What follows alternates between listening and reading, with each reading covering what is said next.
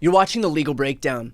So, Glenn, this is a historic day. Donald Trump found guilty on all 34 felony counts. So we have a ton of questions. A lot of them were submitted by viewers. A lot of them I have. So let's get right into it here. The first is Donald Trump still bound by the gag order? And what happens if he violates it now that the trial's over?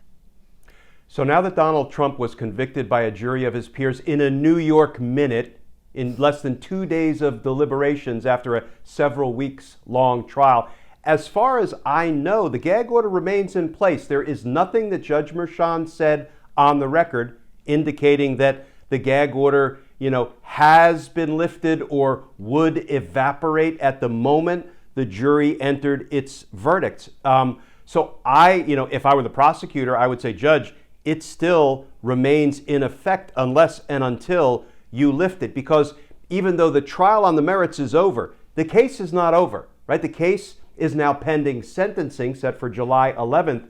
So I think the better argument at this point is if Donald Trump starts threatening witnesses and jurors and judges' family members, he will be looking at more than the 10 criminal convictions for contempt of Congress he already has on his criminal resume.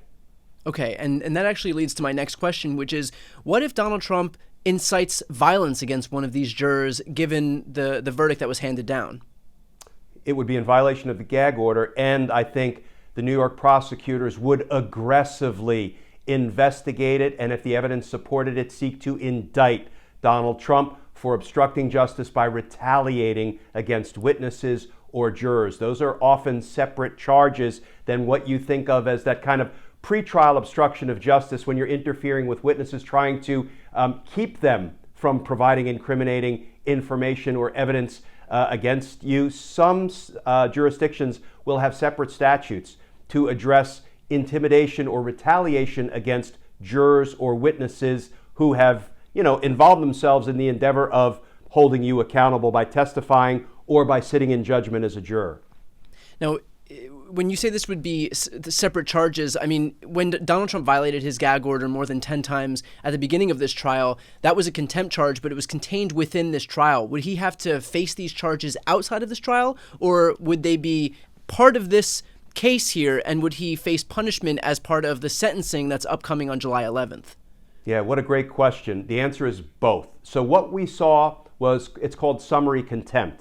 When a judge has his or her order violated during the course of the trial, the judge can have basically a mini trial, which really just looks like an argument by both sides as to whether the defendant did or did not violate the gag order. Judge Merchan held that hearing, a couple of hearings, and concluded that Donald Trump did in fact violate the gag order. He found that beyond a reasonable doubt, because think of it as a mini conviction, right? It's not the kind of full-blown trial we ordinarily think of, but it still is a conviction for criminal contempt of court.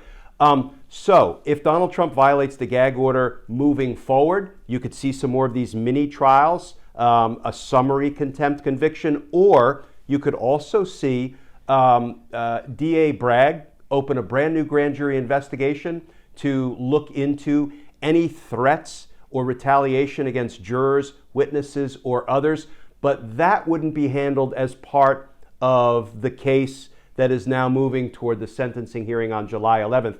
That would be a separately indicted charge, a brand new case, and that would make, for those of us scoring at home, Donald Trump's fifth criminal prosecution. And given the way these prosecutions have gone thus far, I think it would be in his best interest to maybe take a chill pill when it comes to committing crimes, because he doesn't have a very good track record thus far between E. Jean Carroll, his fraud case, and now this New York falsifying business records case. Glenn, let's talk about Donald Trump's appeal. When can he appeal, and will his appeal have any bearing on the sentencing? No. You only get to appeal your conviction in a criminal case once you've been sentenced. Why? Because that's when the case has concluded. Then the attorney will file what's called a notice of appeal, indicating to the courts Donald Trump plans to file an appeal, and then there will be a briefing schedule set, and the appellate courts will give the defense whatever time the defense claims they need to file an appeal. But the big ticket, so the appeals process will commence when Donald Trump is sentenced, and then it will take a very long time. Most criminal appeals do. But of course, the big ticket issue, and you were probably going to get to this, I don't want to jump ahead of the narrative, but what is the sentence likely to be, and will that sentence be stayed or imposed pending appeal? But let me let you ask the questions that you want to ask first. No, that's exactly it. Take those away. Okay. First of all, I believe Donald Trump will be sentenced to a period of incarceration, and here's why I say that.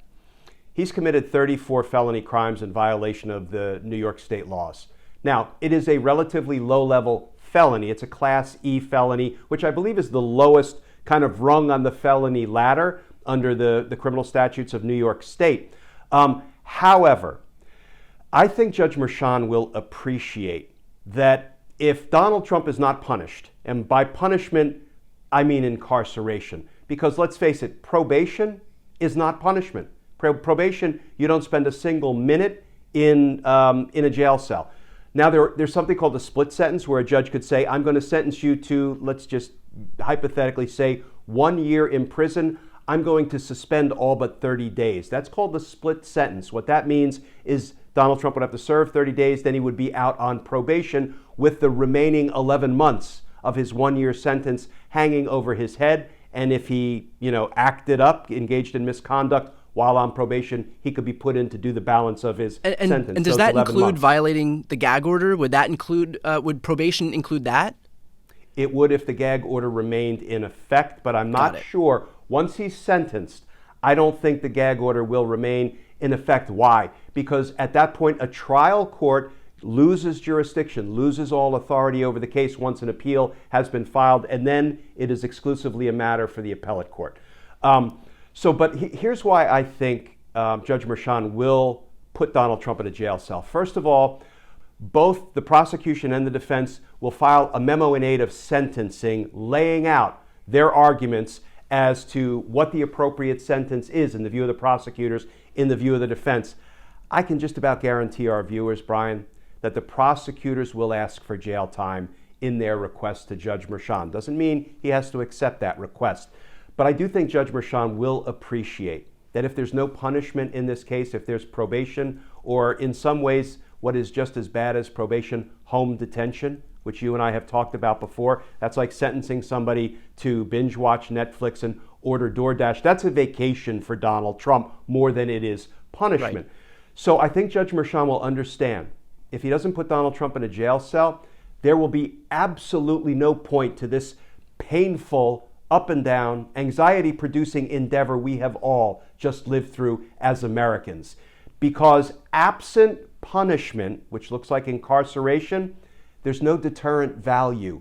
No other future aspiring day one dictator, nobody else who might choose to falsify business records to cheat in an election, whether a presidential election or other election, no one will be deterred if Donald Trump is not punished. In fact, Brian, they will be encouraged. They will be emboldened if they realize that Donald Trump can get away with it even in the event of 34 felony convictions. He can get away unpunished.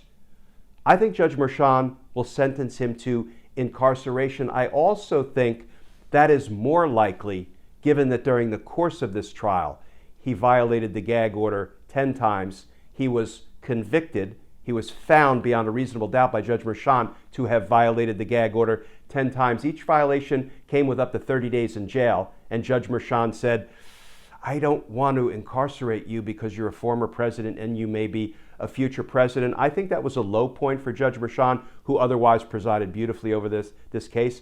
I think those words are perhaps still kind of bouncing around Judge Merchan's thoughts. And I think the time has now come for Donald Trump to see the inside of a jail cell, to actually be punished for the crimes he committed against the people of New York and by extension against the people of the United States. Glenn, we're about to see Donald Trump embark on, a tirade against the legal system, against the judge, against prosecutors like we haven't seen before. Do you think that if Donald Trump levels especially heinous attacks at the judge, at these prosecutors, at the court, at the jurors, that will have some impact in the sentencing? It should.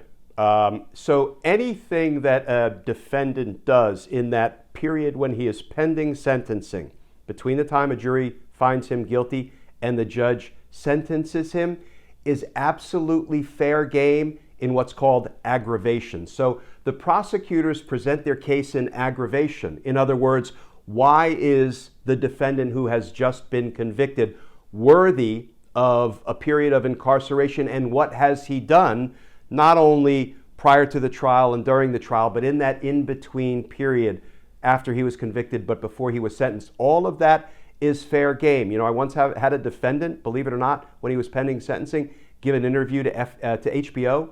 HBO was doing a documentary of this guy. It was called Thug Life in D.C. Yeah. And he actually said, you know what? I'll kill again. What did I do? I packaged up that clip and played it for the judge at the time of sentencing to say, Judge, just in case you thought the defendant might have any rehabilitative potential or has learned his lesson, let me play a little something for you. So absolutely, anything Donald Trump does, I would expect the prosecutors to package up in that sentencing memo in aid, or the memo in aid of sentencing, and present it to the judge, and he will absolutely take it into account. Well, as we all know, Donald Trump is very good at controlling himself, and his attorneys are good at controlling their clients, so I don't foresee any problems in that arena.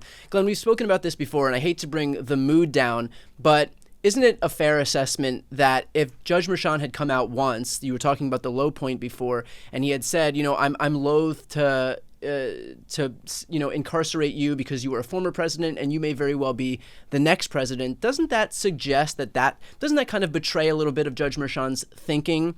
That it does. What do you think about that? Is that a fair read of this, and that we might be able to kind of glean his thought process and all of this, because he kind of gave us a preview of how he perceives Donald Trump? Yeah, Brian, thank you for forcing me to take off my prosecutor's glasses. I usually wear my government blinders with pride, right? But you're absolutely right. That is the flip side of the coin, right? The argument that I made, maybe Judge Merchan, who you could almost feel was wanting to incarcerate Donald Trump for his 10 counts of criminal contempt, maybe he was just sort of exposing his own sentiment that there's nothing that will ever move me to put Donald Trump inside of a jail cell. But that's not my read. My read really is, Judge Merchan is a very experienced, very serious, very accomplished jurist. And I think the way he presided over this case kind of proves that point. This was not an easy case to preside over. I think he is potentially even a little regretful for not treating Donald Trump the way he would have treated any other defendant under similar circumstances. And that's why I am not reading his comments, disappointing though they were, as an indication that he will never put Donald Trump in jail. Think about this. He would have been putting Donald Trump in jail for Donald Trump committing a crime really only involving one person. That one person is Judge Merchan. Right. Judge Merchan set some rules to control his proceedings, and Donald Trump violated those rules.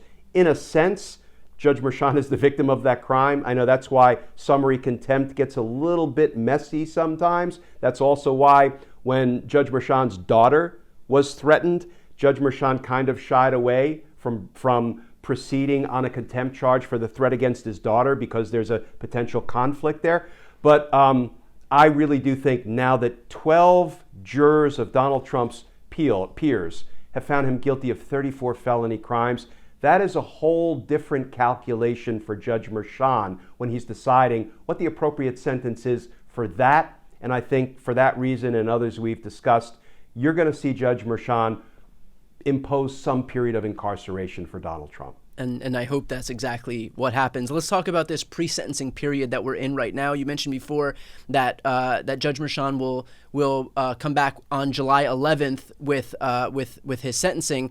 What happens in this 5-week period that we're in right now, and why do we have to wait this amount of time? Yeah, it's business as usual to have about a 6-week period of time between the time the jury returns its verdict and the sentencing date. Why? Well, because generally judges don't know anything about a defendant. Now, we all know everything about Donald Trump, or quite a bit about Donald Trump, as does Judge Merchan. Ordinarily, that's not the case. So during that 6-week period, there is what's called a pre-sentence report that is drafted, reviewed, issued, and then provided to the judge. It is a very long, work-intensive process usually, and Donald Trump, I'm sure, has already been ordered or will be ordered to sit down for an interview with a member of the probation office for the Manhattan court system, because that's what happens to every defendant after they are convicted. And then the pre-sentence report writer will interview the defendant who's been convicted, and then we'll do a full background investigation, literally family history, education, work experience, criminal history, not only prior convictions, but any arrests or other brushes with the law, any mental health issues, any educational deficits, any drug abuse issues with this particular defendant. I mean, it is really, these things can be 50 pages or more, and they are designed to provide a judge as much information about the person he or she is going to sentence as is humanly possible. After it's drafted, a copy is provided to the prosecutors, a copy is provided to the defense. They get to object to anything they see in there that they may believe is inaccurate. As I say, they also provide their own sentencing memos directly to the judge. But this is a pretty information-intensive process that may seem like overkill when it comes to Donald Trump because everybody knows about Donald Trump and his background. Just Google the man. But that is not the case with respect to the vast majority of defendants who are going from being convicted by a jury to being sentenced by a judge. Glenn, why wasn't Donald Trump put in cuffs and hauled away after the guilty verdicts were read? I mean, we've seen in other instances, at least I hope it's not just on TV, but isn't it normal that in many instances a newly convicted felon would be hauled away and remanded to custody immediately? Yes, in violent crime cases, in drug cases, ordinarily the minute the jury says guilty, the judge will say, marshals, step him back if it's in a federal court, or bailiff or court security, step him back. That means take him into custody, and you see people cuffed and taken into the jail cell that sits right behind the judge's bench. That is not generally the case with white-collar crime, and this is really more of a white-collar crime. White-collar criminals, unfortunately, are treated with kid gloves, and I think that is a sad commentary on the unequal application of the law, because if you snatch a purse or you sell a rock of crack, chances are you're going to have cuffs slapped on you the moment a jury votes guilty. White-collar criminals, we treat them with kid gloves. You know, not only, and this is the part that really rankles me, Brian, not only are they not taken into custody pending sentencing, but even after they are sentenced, rather than being taken into custody immediately, which is absolutely overwhelmingly the norm, judges sometimes give them time to go home and get their affairs in order. You know, I've never seen a person who was not privileged, powerful, influential, connected, political, be allowed to go home and get their affairs into order. Right. That's ugly. That's some of the ugliness of the criminal justice system that, frankly, we need to fight to rectify. So, no, but in white-collar cases, it's not unusual for somebody to go home pending sentencing and even go home for a little bit of time to, get their affairs in order after they've been sentenced before they have to report to start their period of incarceration. And finally, let's finish off with this. Glenn, you and I have been not only covering this trial extensively throughout the entirety of this process, but we've been covering Donald Trump's criminality for years now. Can I just have your reaction overall to hearing those 34 felony counts, Donald Trump to be found guilty on all counts, and what you felt today? Yeah, I feel like for the first time in 50 years, we can say welcome accountability, right? Accountability has come to the pinnacle of the ruling class criminal, a former president of the United States. 50 years ago, when Gerald Ford pardoned Richard Nixon, I think that was the start of a downhill slide for the equal application of the rule of law and accountability for people of privilege at the highest echelons of government ever being held accountable for the crimes they commit in violation of the laws of the United States, which in a very real sense translates to committing crimes against the people of the United States.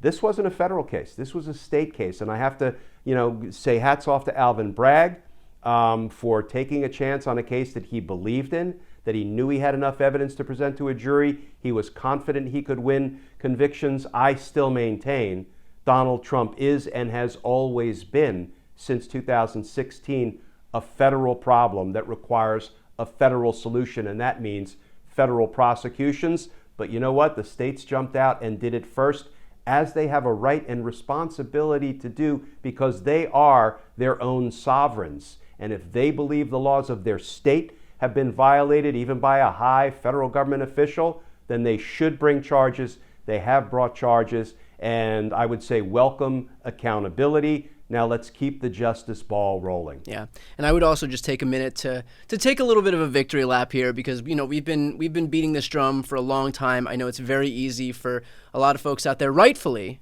to feel like there was no accountability at the end of this thing, and for a lot of people to check out, a lot of people to kind of just like scoff at everything that's going on, because you just assume that Donald Trump isn't going to be held accountable for anything. And so to your credit, Glenn, you've been beating this drum all along and saying that there is accountability at the end of this rainbow here, and that's what we saw today. There's still obviously more to come, both on the sentencing front and then as well as the rest of the prosecutions that Trump is going to be contending with. Yeah, Brian, let me just jump in and Sure. build on that, because I think this Legal Breakdown series, and I'm so thrilled to be in this partnership with you, is so important and so valuable if we can toot our own horns.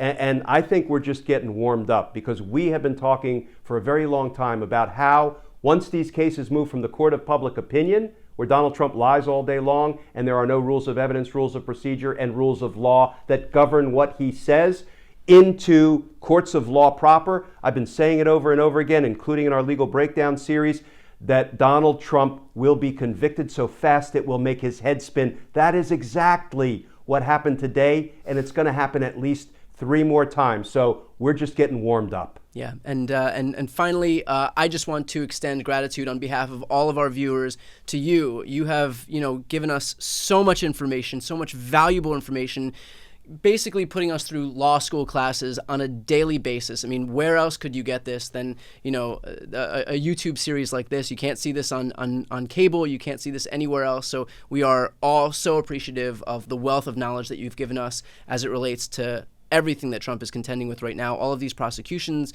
all of the processes that happen in the courtroom. So thank you, and looking forward to a lot more here. So with that said, I'm Brian Tyler Cohen. And I'm Glenn Kirshner. You're watching The Legal Breakdown.